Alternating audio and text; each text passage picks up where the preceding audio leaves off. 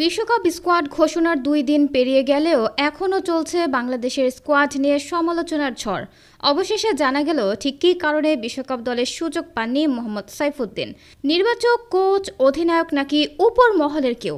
কার কারণে শেষ মুহূর্তে বিশ্বকাপ খেলা হলো না ফেনী এক্সপ্রেসের? বিশ্বকাপের প্রাথমিক স্কোয়াড মঙ্গলবার ঘোষণা করলেও তা আইসিসির কাছে গত 30 এপ্রিলই পাঠিয়েছিল বাংলাদেশ ক্রিকেট বোর্ড বিসিবি। তবে ঘোষিত দলের সঙ্গে সেই দলের একটা পার্থক্য আছে বলে জানিয়েছেন প্রধান নির্বাচক গাজী আশরাফ হোসেন লিপু।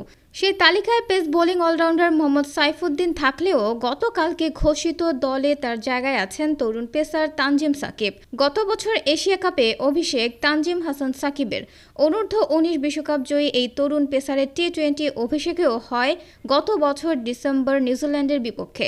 প্রতিভাবান এই পেসারকে ভবিষ্যৎ পরিকল্পনার অংশ ধরা হলেও এবারে টি-20 বিশ্বকাপের দলে জায়গা করে নেওয়ার দৌড়ে কিছুটা হলেও পিছিয়ে ছিলেন তিনি।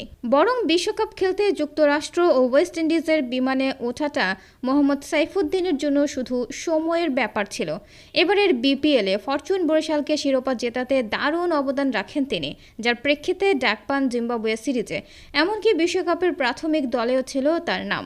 জিম্বাবুয়ের বিপক্ষে 5 ম্যাচের টি-20 সিরিজে 8 উইকেট শিকারও করেন তিনি। কিন্তু উইকেট শিকার করলেও অকাতরে রান বিলিয়েছেন সাইফ। 4 ম্যাচ খেলে 3 ম্যাচেই ডেথ ওভারে প্রভাব ফেলতে পারেননি। এই 3 ম্যাচের প্রথমটিতে 17 ও 20তম ওভারে তিনি যথাক্রমে 13 ও 18 রান খরচ করেন। পরেরটিতে শেষ ওভারে 11 রান শিকারের আগে 17তম ওভারে দেন 18 রান। আর সিরিজের শেষ ম্যাচে 16তম ওভারে 13 ও 18তম ওভারে 19 রান দেন।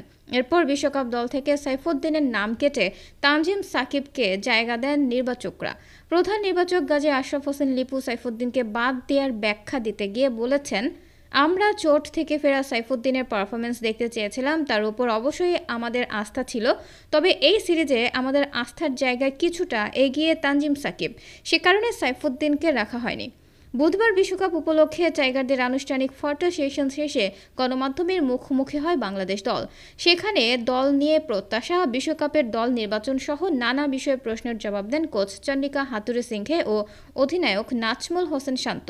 সেখানে সাইফুদ্দিনকে বাদ দেয়া ও তানজিম সাকিবকে দলে নেয়ার ব্যাখ্যা দেন তারা। হাথুরুসিংহে এ প্রসঙ্গে বলেন, আমরা দুজনকে সুযোগ দিয়েছি। সাকিব একটু জোরে বল করে, সাইফুদ্দিনের চেয়ে জোরে। দুজনকে বিভিন্ন অবস্থায় সুযোগ দিয়ে রেখেছি এবং সে চাপের মুখে ভালো করে। আর সে দলের সঙ্গে লম্বা সময় ধরে আছে, তাই সাকিবকে বেছে নেওয়া হয়েছে। কোচের সঙ্গে গলা মেলান অধিনায়ক শান্ত। দল নির্বাচন নিয়ে আমরা সবাই অনেক আগে থেকে আলোচনা করছিলাম, শুধু জিম্বাবুয়ের সিরিজ নয়, এর আগেও। আমাদের সবার সম্মিলিত সিদ্ধান্ত এটি। আর সাকিব সাইফুদ্দিন যেটা কোচও বলেছেন, সাকিবের পেসটা বেশি। আমি ডিটেল বলতে চাই না, তবে দুজনের প্রতিযোগিতা খুব ক্লোজ ছিল। জিম্বাবুয়ের বিপক্ষে সিরিজে 2টি ম্যাচে সুযোগ পেয়েছিলেন তানজিম সাকিব। তাতে এক ম্যাচে 26 রানে 1 উইকেট শিকার করলেও অপর ম্যাচে 42 রান দিয়েও উইকেট শূন্য থাকেন তিনি। প্রিয় দর্শক বন্ধুরা, আপনাদের কাছে কে সেরা, তানজিম সাকিব নাকি মোহাম্মদ সাইফুদ্দিন? আপনাদের গুরুত্বপূর্ণ মতামতটা অবশ্যই নিচে কমেন্ট বক্সে লিখে জানাবেন। আর ভিডিওটা ভালো লাগলে লাইক দিয়ে শেয়ার করে দিবেন বন্ধুদের মাঝে।